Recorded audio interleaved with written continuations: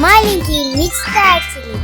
Всем большой привет, друзья! Добро пожаловать на канал! И сегодня мы с вами будем учиться шить вот такую простую, но от этого не менее симпатичную шапочку Бинни для ваших куколок OMG. Осень уже наступила, а это значит, что пора утепляться. Материал моей шапочки розовый бельевой трикотаж. И вы только посмотрите, как мило она сидит на куколке. Начинаем по традиции с выкройки. Обводим голову куколки на бумаге и делаем предварительную выкройку.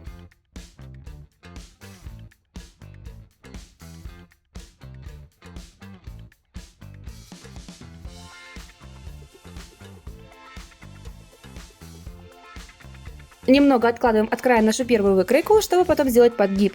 И обводим. Размеры моей шапочки вы видите на экране.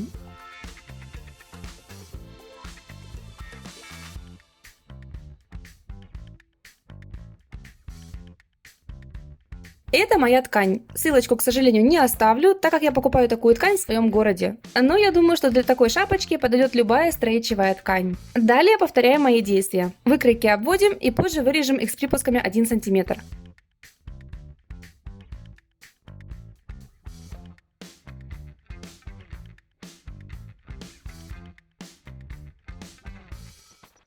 Чтобы шапочка сидела на голове куколки более красиво, нужно сделать выточки. Я буду шить шапочку на машинке, потому что для меня так быстрее. Но если машинки у вас нет, абсолютно так же ее можно шить и вручную с помощью иголки и нитки.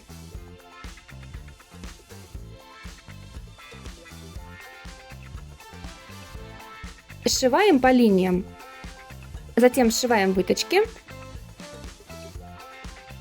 И теперь нам нужно соединить верх. Ткань складываем изнанкой внутрь, скалываем иголками и прошиваем.